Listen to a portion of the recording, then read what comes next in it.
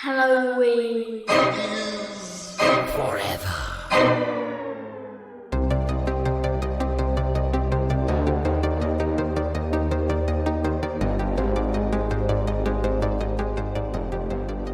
First of all, happy Halloween. Happy Halloween, Brian.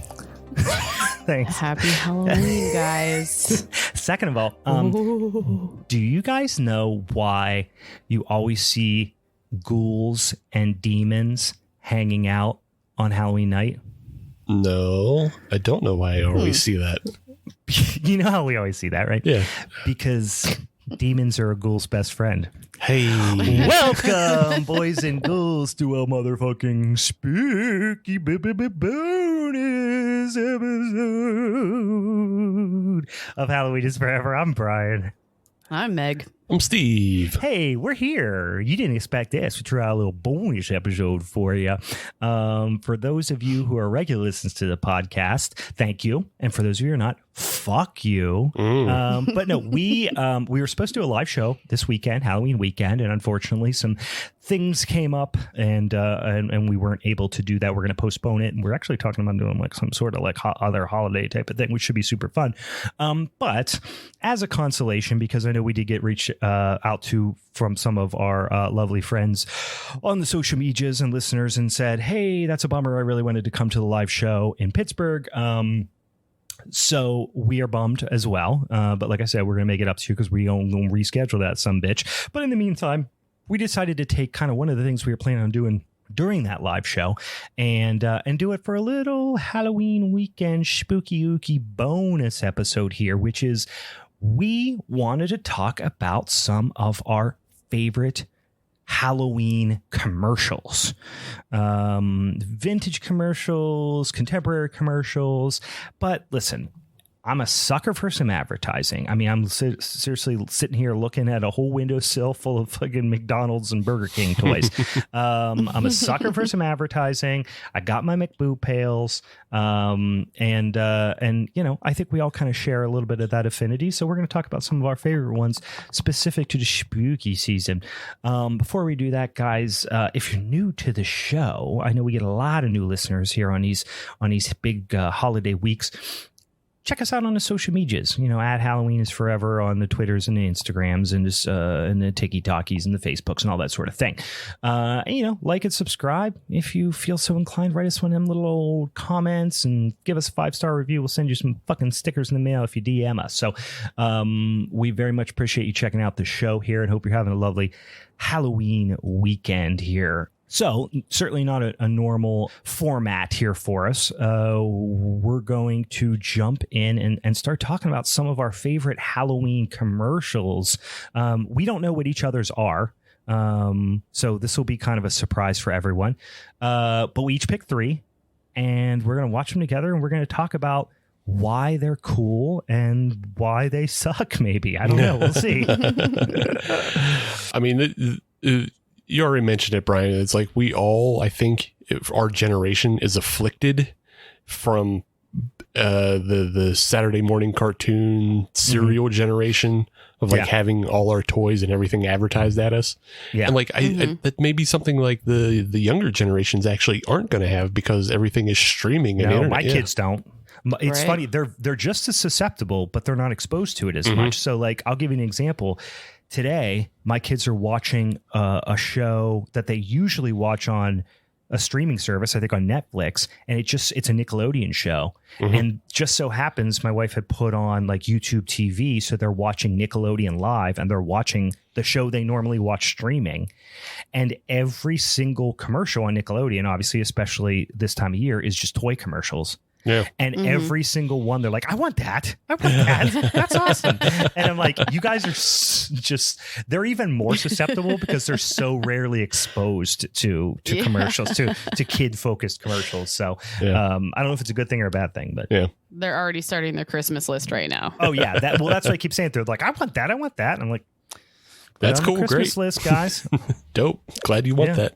Glad you want that. That's what I got as a kid. I'm glad you want that. Yeah, that was mine too. It's like, cool. Ask awesome. Santa. He's probably not going to bring it, but fuck you.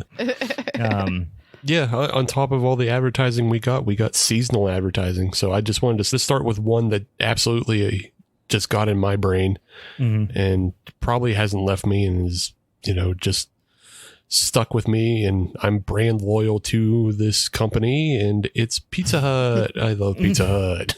I love Pizza Hut too.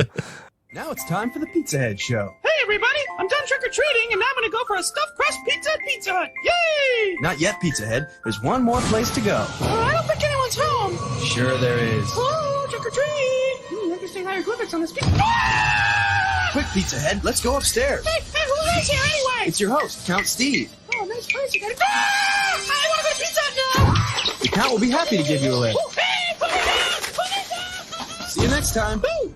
The Pizza Hut, Pizza Head Steve, Pizza Head and Steve. I mean, obviously that affected me because it spoke directly to me because there was a character named Steve. Yeah. Did you ever dress up as Pizza Steve? I did. Well, he's actually Steve is the pizza cutter. Yeah. Oh. And Pizza Head did is you dress up as the cutter? I did not ever dress up as a pizza cutter. I'm sorry. No. This One one, opportunity. I almost picked the Goosebumps one of Pizza Head, the Pizza Head show, where they gave away like some sort of free Goosebumps goodie at Pizza Hut. When you bought a personal pan, what the fuck ever. But this was like there was this weird. This was got to be from the mid '90s, right? Oh, And absolutely. This is early '90s.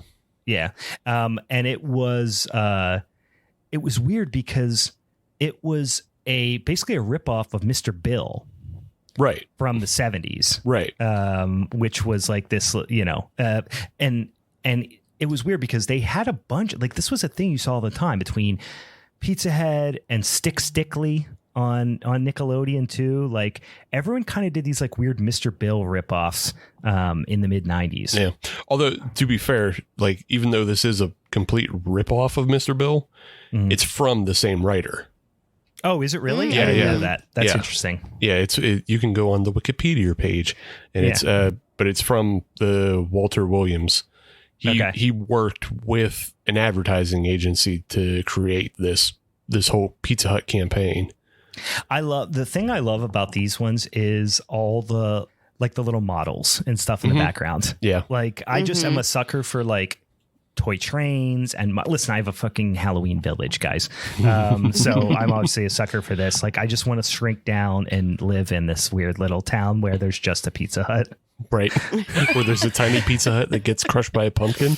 And I live there and I just drink everything out of those red cups. And yeah. Well, I just love the idea that you may in the future live in a building that used to be a Pizza Hut. Oh my because God, I all would those give buildings anything. still look like a Pizza Hut. It would be a fucking dream come true. If I could live in an abandoned Pizza Hut, like just on a dirty piss-soaked mattress on the floor, that would be my dream come true. Just eating petrified crusts and fighting rats for like little bits of Parmesan cheese. That's my dream.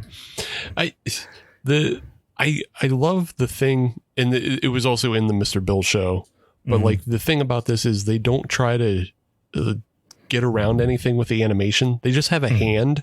Yeah, it's clear. You can very clearly see the hand. Yeah, it's just a hand. And then like in this one, the hand's wearing a skeleton costume because it's, for the season.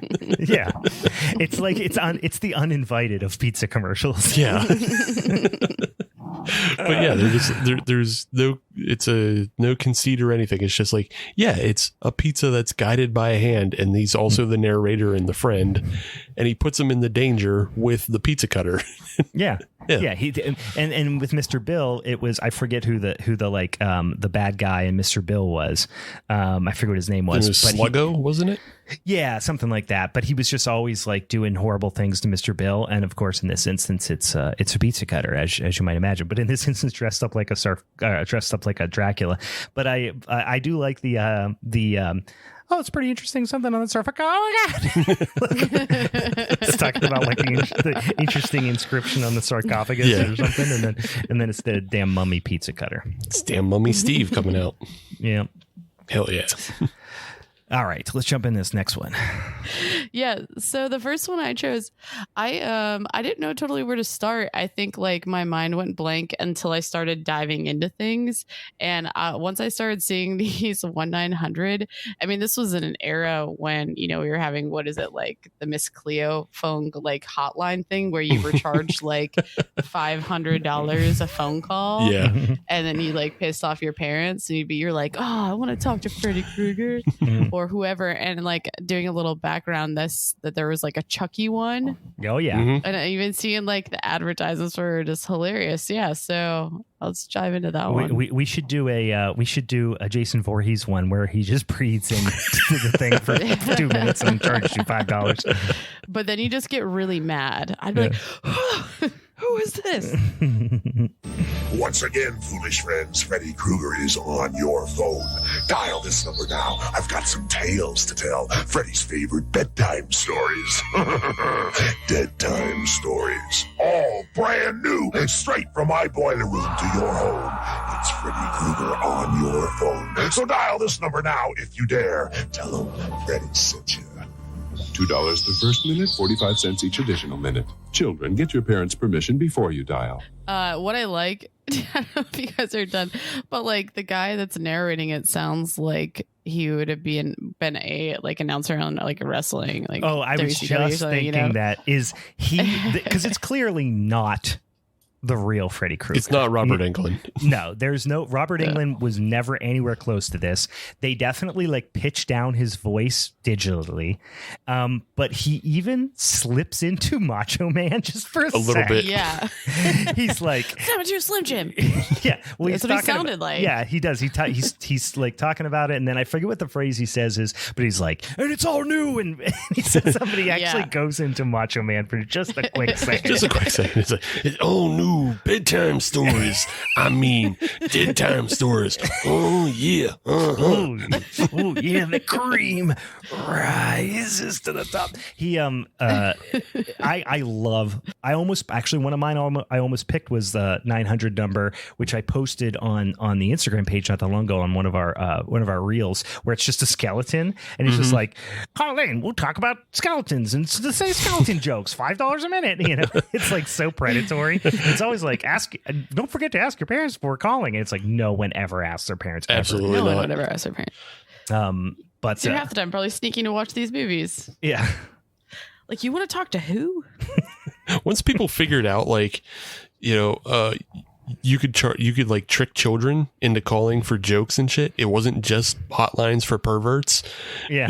Like once they figured that out, they're like, Yeah. oh yeah, we could like totally get kids to just call in and they'll listen to jokes for 20 minutes. Yeah. just Oh, yeah. just sit in a chair, kick their feet and listen to fucking jokes and like run up an insane bill.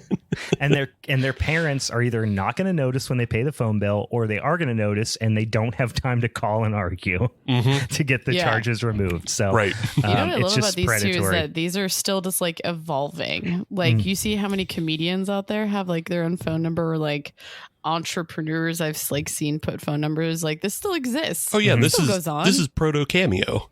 This is Proto cameo, yeah. yeah. For 5 minutes, but this was just a recording of Freddy. Oh yeah, this was or just a somebody recording. trying to sound like Freddy. Right. Now you can, I mean, I don't know if the actual Robert Englund is on Cameo, but like it's the same thing. You find actors that you like. You get fucking all the cast from The Office to wish you a dumb happy birthday and pay them My a bunch friend- of money. My friend got Flava Flav to do a video telling us that he was quitting his job. It was amazing. It was incredible. That is awesome. Yeah, we got my one friend. We got him Jake the Snake Roberts to whip him, wish him a happy birthday. Nice. Cameo roles. Like, yeah, probably the most predatory one I saw was like The Undertaker. And he was doing them for like 500 a pop. Like, Was he doing Really? 500? Yeah. He's a he's definitely on the higher end of the type of people that there's Flava Flav and The Undertaker are not necessarily on the same level, but at least not anymore. But interestingly enough, there are people who make like Kevin from The Office. supposedly makes like $1 million a year or something on Cameo. Yeah. What? Yeah. Yep. Yeah. Kevin and Stanley rack up on Cameo. That's funny. Yeah. But yeah, that's I could just go through. We could do a whole episode just on 900 numbers. There's there's one you got to look up. I actually posted it like months back on our Instagram. It's called like 1-900 something freak. And it's this little puppet just talking about like he's the party freak. Oh God. It's awesome. Just look at like 900. It's like 900-490 freak or something. It's just like he says this little song. It's fucking unbelievable. It's just like a fever dream. Like it's wild. Oh yeah, no, the 1-900-490 freak. Yeah. Oh God. Just watch it real Freak quick. phone. Freddie Freak phone. Freaker. Freddie Freaker. That's funny. Yeah. Do Definitely yourself gonna a watch that favor. later. Do yourself a favor.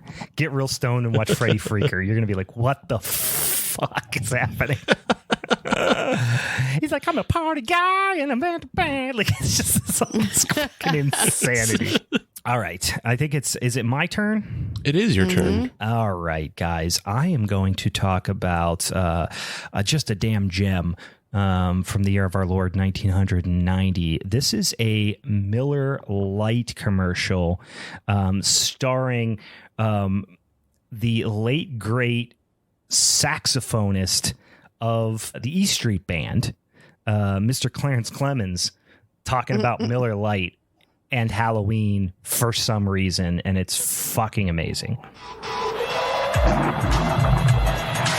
Guess what? You're invited to the Halloween party of the year. Miller Lite's big Halloween haunt. Right, big man. 160 very lucky people will be flown to Universal Studios Hollywood. Find this special can in 12 packs and cases of Miller Lite. It's your invitation to go. Oh, and 45,000 on the prizes. Details from Miller Lite. It's gold. Man, it's gonna be a scream. There's a lot to dissect here. I want to find one of those cans. Yeah, listen, that is just listen. I could have done like the Beer Wolf from Coors Light. There's so many good Halloween beer commercials, but this one doesn't get enough love. I feel like it's a little bit of a deep cut. And I mean, Clarence Clemens has been dead for like over a decade, I think. So kids definitely don't know who he is.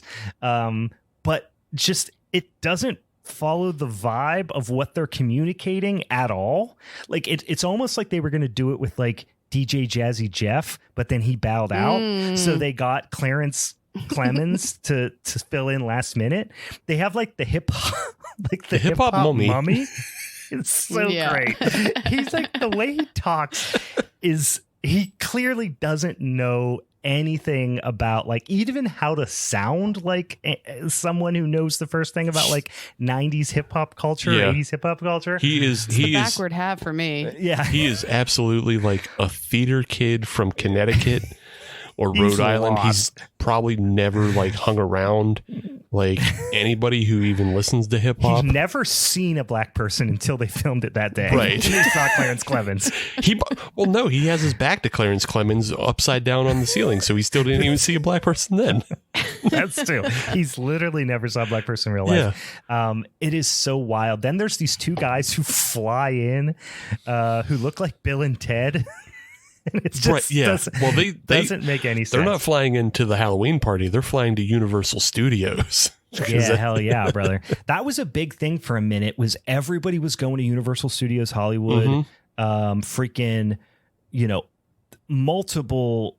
There, I saw a Budweiser one. There's definitely the Elvira, Coors Light one, where they're going to party at the Psycho Mansion and all that stuff. So like, there's just so many where they were going to Universal Studios. Yeah, and then there's this other one here. These two greasers that are mounted in the wall. Grease. Yeah, what were they? Were they supposed to be Elvis?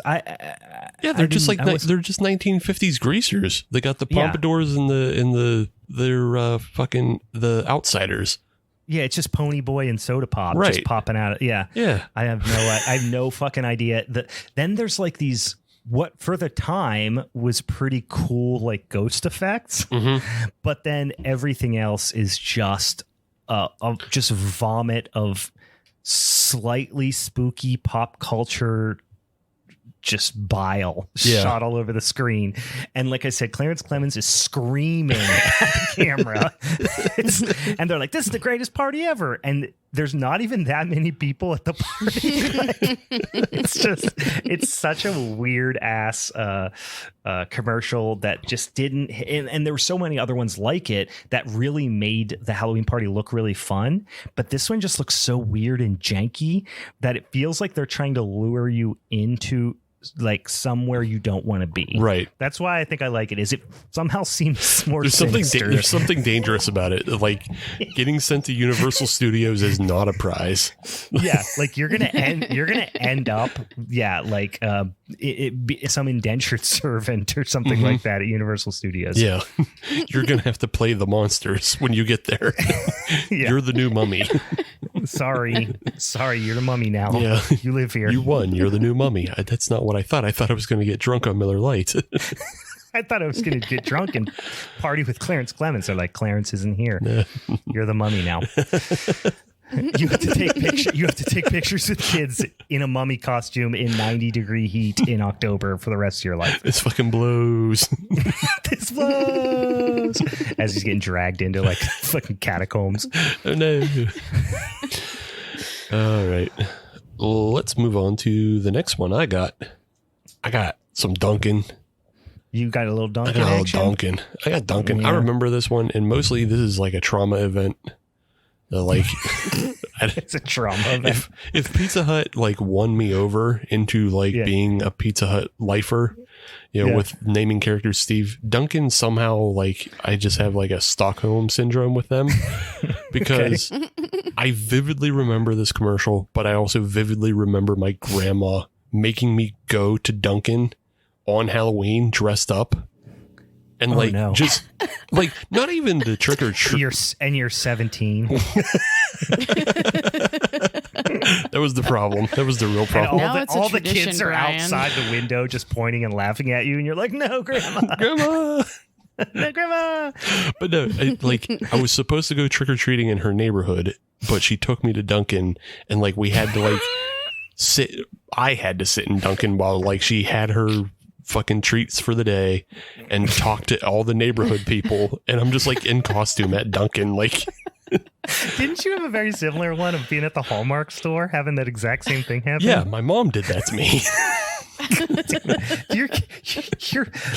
Your adult supervision, they don't understand that trick or treat's a finite amount of time. Yeah, it was always like a secondary event to them. Or they made me get dressed up early so they could do their thing and then take me trick or treating. But yeah, let's watch this donkey commercial. Let's watch Steve's trauma. Yeah. As Halloween approaches, you have to prepare yourself for what might happen. More orange sprinkles. It's a special time of year, and Dunkin' Donuts is dressing up their donuts for the occasion. And here's the werewolf. So come to Dunkin' Donuts and get into the spirit of Halloween. Oh, we'd like some Halloween donuts, please. Oh, of course. Yeah, that one, like two things immediately come to mind. They had me at leaves blowing. Like if you just put some leaves and then a fan, I'm gonna watch it. Like just leaves blowing across the ground, I'm in. Yeah.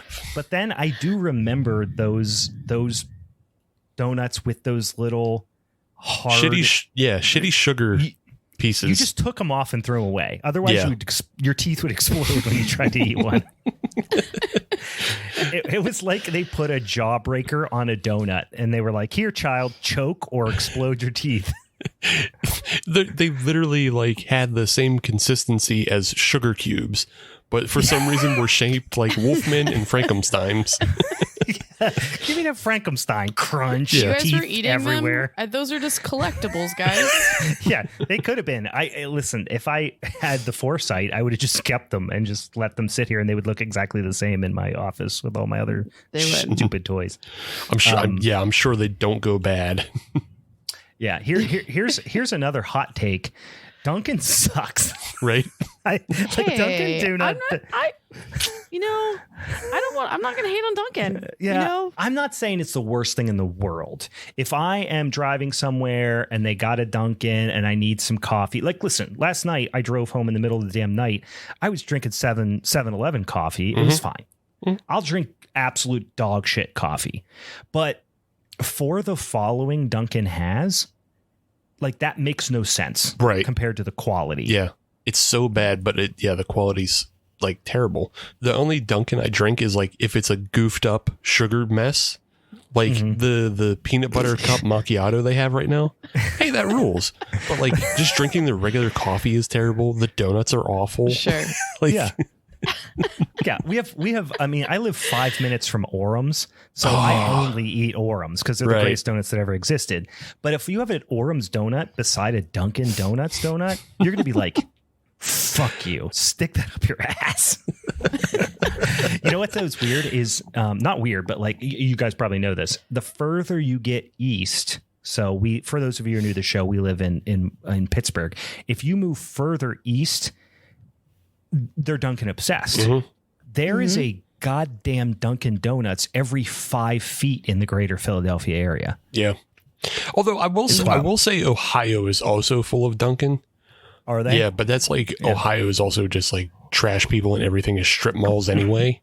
Yeah. And so like Dunkin' just sees the real estate is easy. We're now starting a feud with Ohio, Steve. Just now starting? I thought we've always been. Yeah. Listen. Yeah, I mean we have, but now you're just being really vocal about it. So yeah, Ohio is like the state of chains. Like I don't think there's any state in the country that is more just everything is like a national chain. Yeah. Not everything. I mean, there's obviously great place to eat. Our lovely friends at Pizza Nerds. Oh yeah. But like there is a disproportionate amount of like shitty chain restaurants and gas stations and coffee shops and all that sort of stuff in Ohio compared to Pennsylvania. Yeah. It's just because Ohio has been set up as like a strip mall fucking state, the same way New Jersey is. Like they're both just lined with like these little commerce pop-ups that are just like have 8 or 5, 8 to 10 fucking, chains that you go into. Like 8 or 5. There's 8 or 5. One that's every one of them's got like 8 or 5 of this. We need to look up the statistics on who the largest employer is in Ohio. And if it's Dunkin', that'd be great. Definitely Massachusetts is probably Dunkin'. Oh yeah. Well, they're even more so up there. But yeah, it's like, okay, it's fine, but I would just as happily drink. I mean, I would honestly probably prefer Sheetz coffee to Dunkin'. Sure. I would certainly prefer Wawa coffee to Dunkin'. Yeah, I feel like I'm going to stay in defense of Dunkin', but I'm going to stay in defense, but in all reality, I feel like I only really go there around this time for their like pumpkin, like the cold foam cream cold brew or whatever it's called. Yeah. Well, I mean, shit is bomb. Yeah, I mean the Starbucks, the pumpkin foam cold brew, whatever, like it's pretty good. And I don't hate Starbucks a little bit more, but oh yeah, here, guess who the number one employer in the year 2021 was in the state of Ohio? Is this Kroger? It's Walmart. Yeah. Oh yeah. Which there's probably multiple states that are like that. Yeah. But yeah, it is the largest employer in the state of Ohio is in fact Walmart, which makes a lot of sense. All right, let's go into the next one. I know everyone's gonna be so excited about this one. We have the Boo Buckets out right now, and so it's been on my mind, and then I found this one specifically. But I always remember as a child being really excited about those little chicken nuggets, especially when they were like dressed up as like in different costumes and stuff like that. So yeah, I really enjoyed this one, particularly for like the 3 characters at the end. So let's just dive into it. Oh boy, there should be some wildlife around here. Surprise! The McDonald's Happy Meal guys. Yep, chicken McNuggets, regular soft drink, and regular fries. And they aren't lying. What do you put in your McDonald's Halloween pumpkins? Spookty and McBoo, matey. Carrots and McGowan. Golden McPumpkin, partner. Now you can collect one of 3 different pumpkins with the purchase of every McDonald's Halloween Pumpkin Happy Meal. What you put in them is up to you. It's so cute. I like how they specifically, you guys can correct me. Like they don't refer them specifically as like McGoblin or McBoo. They just call all of them McBoos now, right? Well, so that was the first incarnation of them where they were all three pumpkins and they were different faces on the pumpkins and they had three different names. It was like McPumpkin, McBoo, and McGoblin or something like that. And then the next year they did them, I think, is when they brought the ghost, the color, the witch and the pumpkin. And then they did another one with like a purple witch, and they did ones with cookie cutter hats, and then they did, I remember those as kids. They did peanuts ones at one point. But what I was saying is I actually literally have McNugget buddies sitting right here. Nice.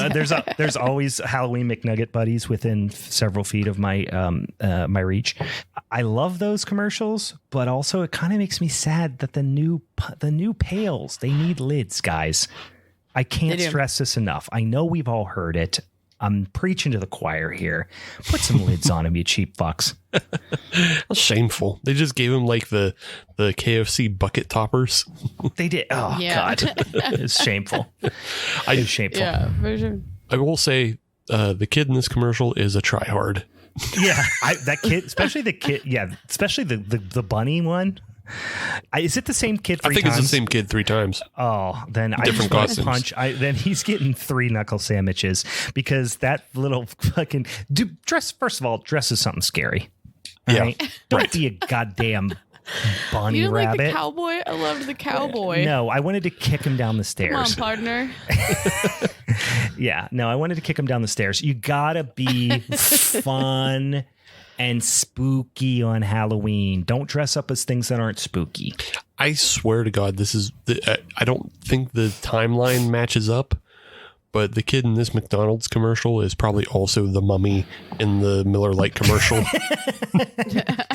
Yeah. Just an obnoxious little try-hard theater kid. Yeah. And his mom's off screen, like mouthing the lines as he's saying them. Yeah. Bigger, Tyler. Bigger. Tyler.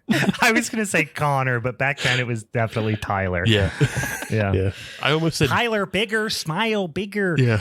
I almost said Braden, but that's a today name. No, Braden's wait. Yeah, it would be Braden now, but it is Tyler back then for sure. There's gold in them hills. Shut up, Tyler. God damn it.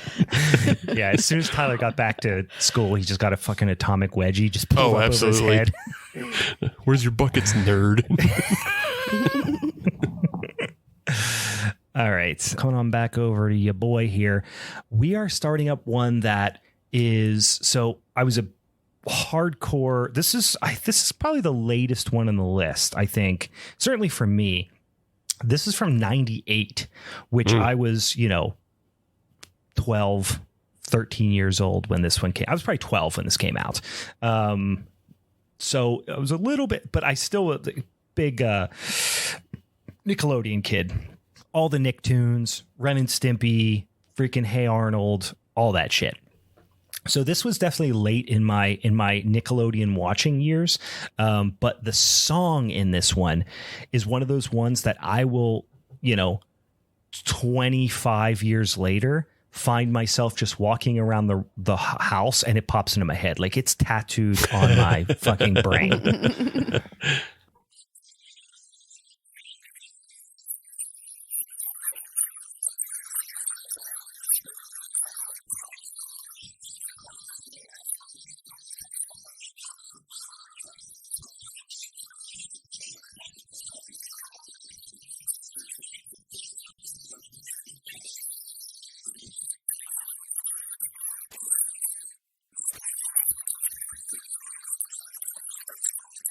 So my 2 favorite things about that is one, the song, which I will just be walking around my house and be like, Cousin Skeeter, Alex Mack, like just like it'll just pop into my head. But that song just is like an earworm. But also at the end where it's like brought to you by World of Tonka and Hasbro's Girls Toys. Yeah, I don't know why. Like that was a thing back then. It was like, here's G.I. Joes, here's Ninja Turtles, here's whatever. And like, yeah, girls might be into that, but then also there was a whole nother genre that was just girls' toys. Yeah. And they were all pink, and there's not as much of this now. There's definitely plenty of toys that are geared more towards girls rather. But back then it was like, so like, I don't know that kids nowadays understand how weird it was back then, where the shows that I watched, I never saw an ad for girls' toys, really. And if one came up, I would be like, what the fuck? Like, they were so good at targeting it. Like, if you watched Gummy Bears on Saturday morning, you would see Barbie commercials. Right. But if you were watching G.I. Joe, never ever would see a Barbie commercial. Right. It was just like so like just they were everything action was figures, Brian. Yeah, they were so gender specific. Everything was so gender specific, and it was just like jammed down your throat as a kid so much. And like secretly, you know, guys would be like, God damn, like that Barbie Corvette's sick as fuck. Like, I would definitely play with that Barbie Corvette or that Barbie speedboat. Like, I remember my older cousin had like a Barbie speedboat. I was like, that thing fucking rules. That's way better than my Cobra Commander boat. Even her mansion was like bigger than a lot of the other playsets. Like, it was bigger than the Technodrome. Oh, it was yeah. just like, my Ghostbusters could really stretch out in here. Like, yeah, it was the best. It was so much bigger than like the SS Flag. But the thing was, as I used to collect, I was into G.I. Joes, but I also collected the full size G.I. Joes. Oh, okay. But which were Barbies, Army Barbies, basically. But there was no big cool thing like that. Yeah. For the big G.I. Joes. Yeah. They just were like, they just gave you platforms to put them on a shelf. I was like, this is boring wasn't as there fuck. like a Jeep and that was about it? Yeah, I think there was. I think actually I had I think I did have a helicopter, okay, like a little like one man little helicopter thing. But it's just like, yeah, I love I completely forgot about the fact that it was just straight girls' toys. like I have two kids, you know, young kids that are both girls, and it's not like that anymore. Like, yes, there is like an aisle at Target. First of all, there's not toy stores like there used to be. No. Like Toys R Us doesn't exist. Yeah, KB Toys doesn't exist. Toys R Us was wildly segregated. Oh, it was wild. You didn't even go in the girls' aisle. Nope. Down the girls' aisle. Everything was pink, and it was just like, you can't go down there, or you're immediately gay. Right. You're gay or you're weird or something. Like, you want to be gay? You want to risk it? You want to end up being gay? Like, that was what it was in 1992. But also, like, there's no Batmans down there for you. So you just wouldn't Batmans. go. Yeah. But you'd be like, oh, I wonder what's down there. And then your dad would be like, don't go down there, because that was what it was in 92. Because everyone was super homophobic. Anyway, my dad, maybe. I don't know what you guys said. My dad's probably listening to this right now. Like, I didn't say that. My dad, no, because my dad wouldn't even take me there. So. Yeah, my dad, you didn't say it, but he was thinking it. But anyway, now you go down, like, yeah, there is like a section where it's more like dolls, you know what I mean? Like, especially for like younger girls, like more like baby doll kind of things, stuff like that. But it's not anywhere nearly as like crazy dichotomy as it was back then. Mm-hmm. But yeah, this one is just like, there were so many just like interstitial Nickelodeon things that I could have picked, and this one is just like one of those ones that stick in my head, like Snicker Treat. I loved Snicker Treat. That. I was such a my brother and I were obsessed with Snick. Mm-hmm. Like Saturday night, it was Snick. It was Are You Afraid of the Dark, Ren and Stimpy, you know, all that, Roundhouse, whatever. Like we were like a half hour before it started, we already had freaking popcorn and shit ready to go. This was a little bit on the late end of that, but for whatever reason, that song always sticks in my head. Yeah. Yeah. Nickelodeon was always pretty good about just like transforming itself to like, because they all made seasonal shows. Sure. You know, around this time. And that's the reason why like TV has seasons. Is because they were set up in a way that, like, you know, the early seasons were always like in March and everything. That's when they had a thing called sweeps, which is where they judged whether or not a show could continue. Right. And then like every other show came at the end, had Halloween episodes, Thanksgiving episodes, and Christmas episodes. And it was all, it was all holiday geared. But yeah, Nickelodeon always like turned over into this big Halloween channel. Yeah. Like you would maybe get like a TGIF Halloween promo like the week before Halloween. But with Nickelodeon, it was like October 1st, you started seeing it, which was great.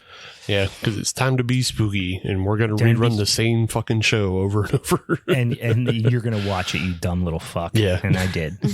You dumb and you don't know any better. Although to this day, I still watch the Pete and Pete Halloweenies episode every single year without fail. I've never, there's never been a year since it came out that I didn't watch it. Nice. I love that show.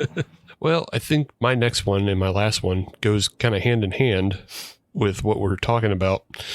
But I picked a Treehouse of Horror promo. Oh yeah. Yeah, I know this one. And the obviously like Treehouse of Horror from The Simpsons has like been a big part of every 90 kids growing up.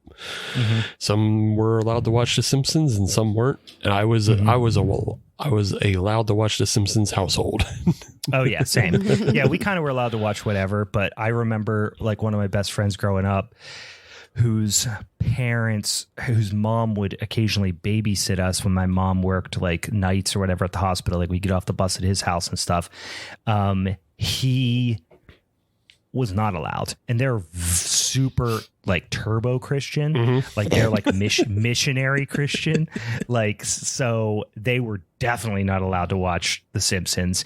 And I remember very explicit, like extremely detailed memory of me at probably, I don't know, 8 to 10 years old. I don't know how old. No, it was definitely 8 because I was definitely staying home by myself all day, every day when I was like 9. So I was probably 7 or 8. And I remember being at their house and I said something about The Simpsons and his mom like interrupted me and was like, we don't watch The Simpsons. Oh, and I was like, God. Oh yeah. You got to check it out. Like it's really funny. It's this. And she was like, no, we choose not to watch The Simpsons. Oh, like, wow. What? Like I didn't get it. I didn't understand why. And then I went back to my parents and I was like, they said that they don't choose not to watch The Simpsons. And I remember my dad being like, she's a bitch. My dad was like, yeah, fuck her or whatever. Just like whatever. She's a fucking Jesus freak or whatever. This was like in the inner like time between when I grew up going to Sunday school and then that like 10-year span where my parents got like really into Jesus. Like this was before that.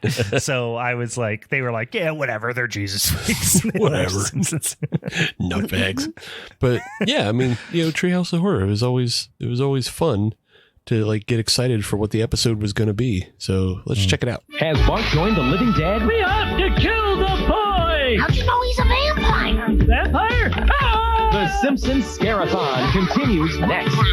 Oh, that was a great one. So it's just a really simple teaser, and it just it got you excited for the Treehouse of Horror that was coming up. But like they all, you can go and watch a bunch of these, and they all have this jank ass version of Thriller in the background. It's like the intro to Thriller, and they're just like looping that like organ music kind of thing. But like that, you're talking about how the Nickelodeon song is stuck in your head. That jank ass Thriller is like a earworm for me because I remember seeing that on Fox all the time. Yeah. But it was always that's good memories for me, is just like remembering like, oh, Treehouse of Horror is coming up, what's coming on Treehouse of Horror, and then they show a bunch of things that I wouldn't get the reference to until much later in life. Yeah, like this like the Salem's Lot reference in that. Like I remember seeing that episode of The Simpsons way before I watched Salem's Lot. Right. And then being so freaked out by that scene, that one absolutely scared the fuck out of me for years when I was a kid. But I also love one of my most vivid Simpsons memory. I'm a huge Simpsons fan, and in recent years I haven't been as into it, but I was for years and years and years huge Simpsons fan. And the little intro they did in the very first, and even the first several, I think, Treehouse of Horrors, where Marge comes out on stage and says to put the kids to bed. Mm-hmm. Yeah. Like, I so vividly remember after Trick or Treat, going to my grandparents' house. We'd always finish at their house and like count all our candy and shit, and sitting there and watching that little intro about how you should put the kids to bed and thinking like, oh, should I be watching this? Like, yeah. There was that spark, that early spark of, ooh, this is dangerous TV's on now. Yeah. Mm-hmm. But yeah, it's phone. That was mine. Meg, what's your last Sweet. commercial?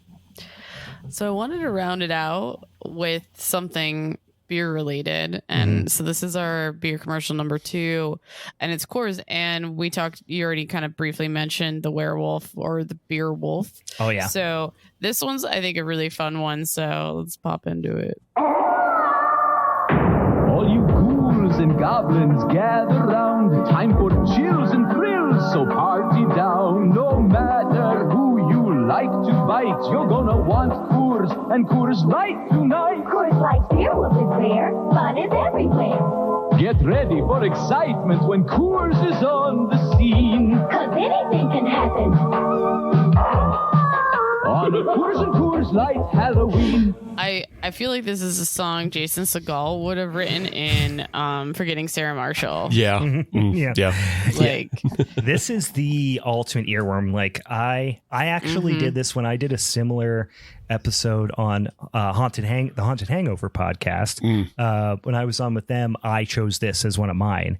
And this will be like, I will be laying in bed tonight going, chills and thrills, so party down. Like, I'll be singing that in my head on the way.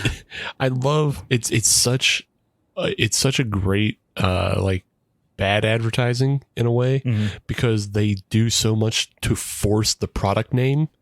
Coors and Coors Light. Yeah, it's like, it doesn't matter who you like to bite, you'll love Coors and Coors Light.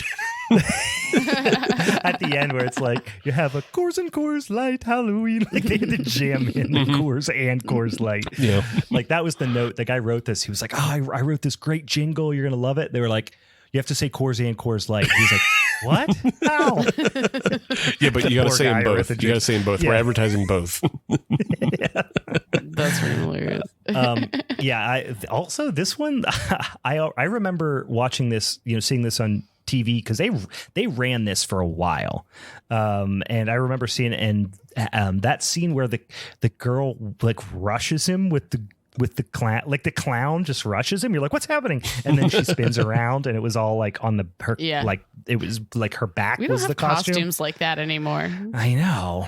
Like, also, all those people were just like getting it in, they were just, like, everyone got drunk and fucked after that party. Yeah. And it was just, Oh, this is just the prequel to an orgy, dude. Yeah, it was. The beer commercials back then were so horny. Like, not even in the 90s, it would just be like, here's a like woman in a bikini. Like, back then it was like, here are people getting drunk and ready to fuck. Yeah, for sure. The magician in this commercial fucked the clown lady from behind so that he was staring at the clown while he gave her back shots.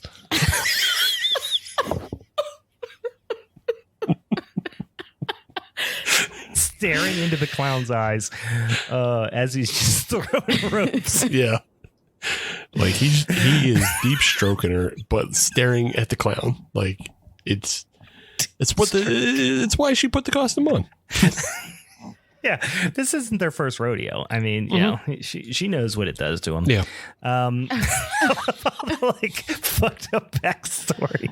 Oh, backstory. Oh my God. All right. So this is one of my all-time favorites. I love the Beer Wolf. And even when I worked at Miller Coors, I was always going to the Coors brand team, why aren't you doing Beer Wolf? What is wrong with you? Bring Beer Wolf back. Like, they still sell the hats. I just was looking it up. Well, they're slowly starting to bring it back, but I told, because I worked in marketing at Miller Coors, and I would tell, I didn't work on Coors Light, but I would tell them constantly, why aren't we doing Beer Wolf? Like, why haven't we brought back Beer Wolf? Everything is all about like nostalgia and all this stuff. And it's like, it's so silly, but it's just so ripe for the picking.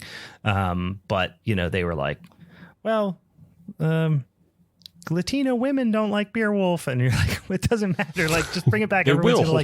They will if you show it to them. Yeah, they're so into like where these focusing on these specific segments and all that. I get it. Listen, I'm not the person in charge there, but they just such a missed opportunity to not get out there with the Beer Wolf guys. Come on, they could have done so much more. I think Beer Wolf is for everybody. You don't have to. You're leaving money on the table, guys.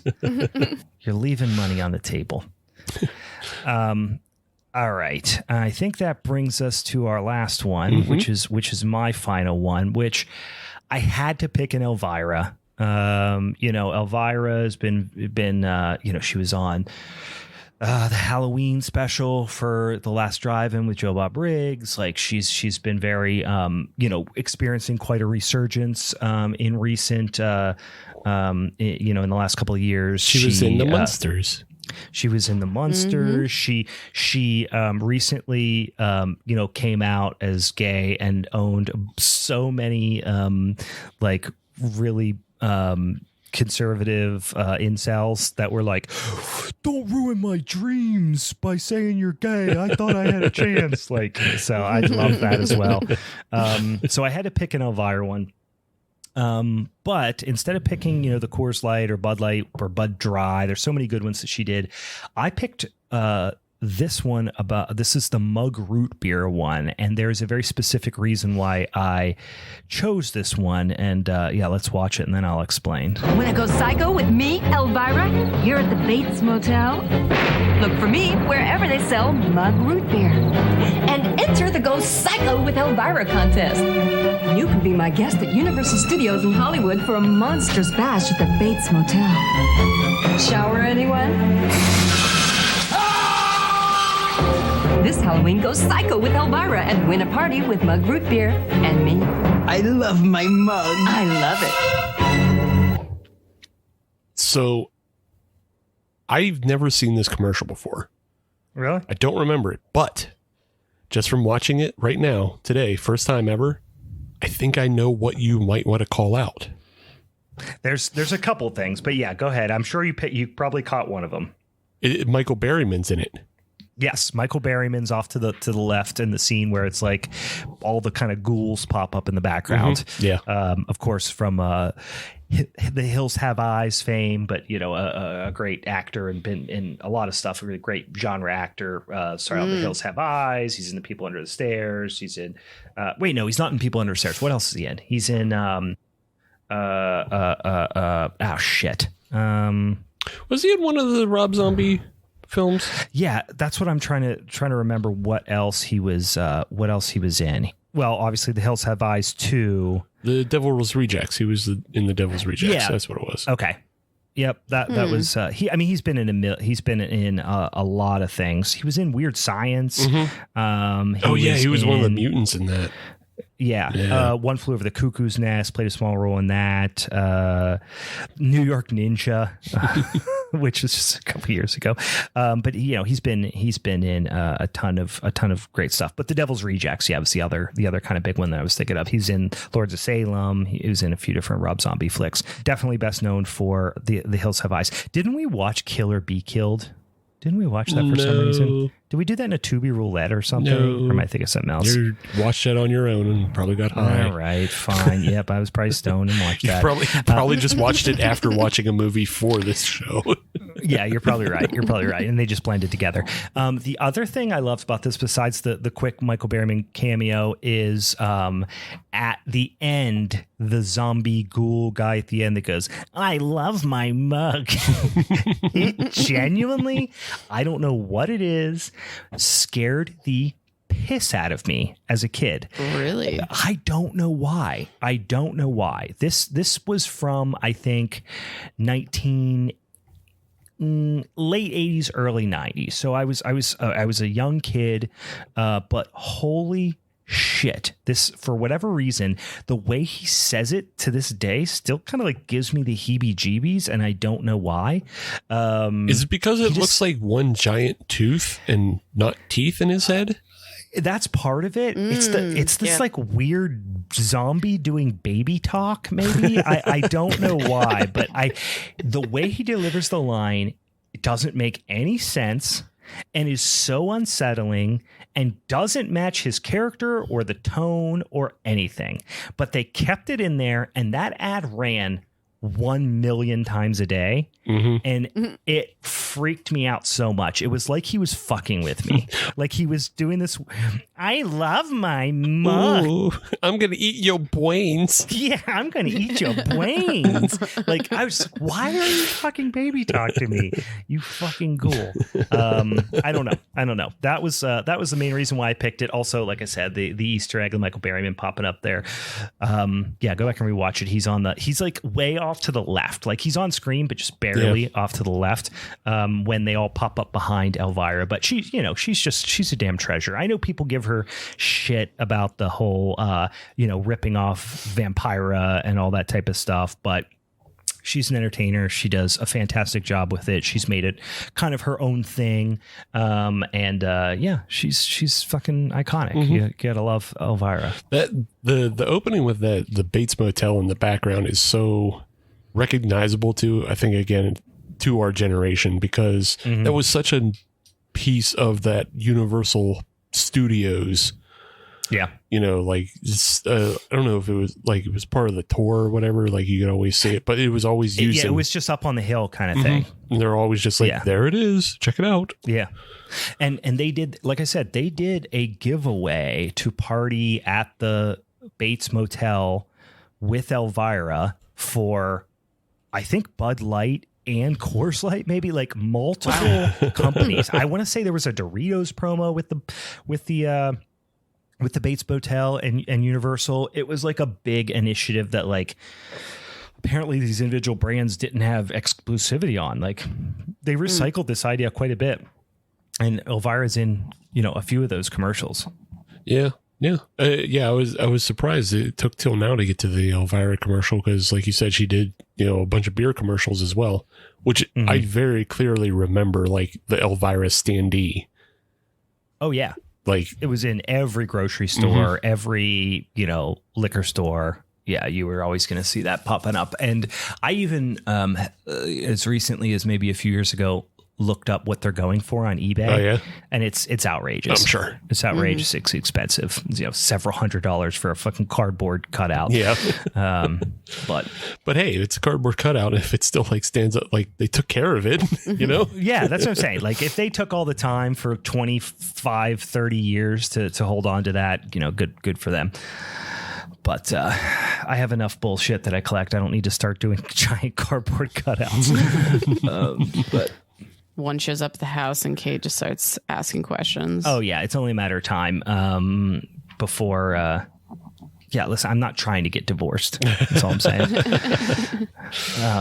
But these are my new friends. Don't talk to Elvira like that. She understands me.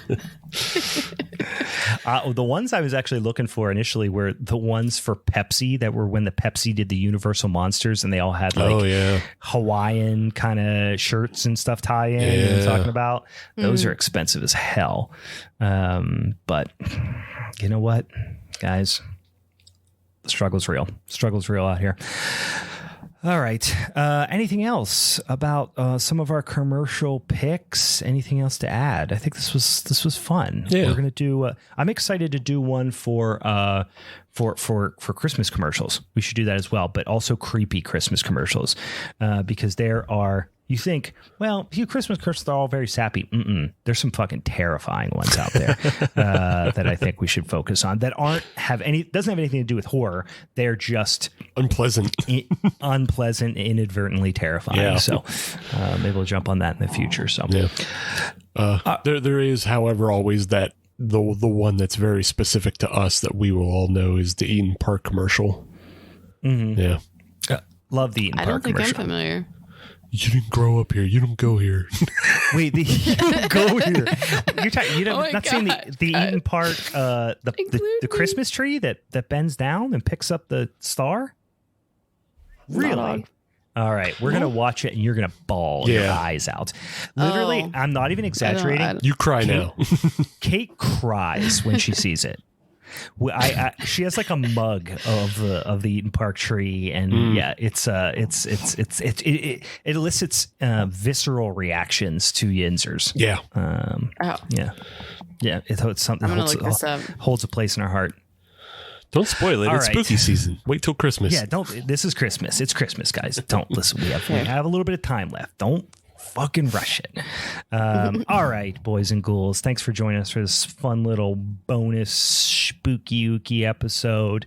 And yeah, we're gonna have an episode drop on Monday just like normal, and then get ready because we are also going to announce our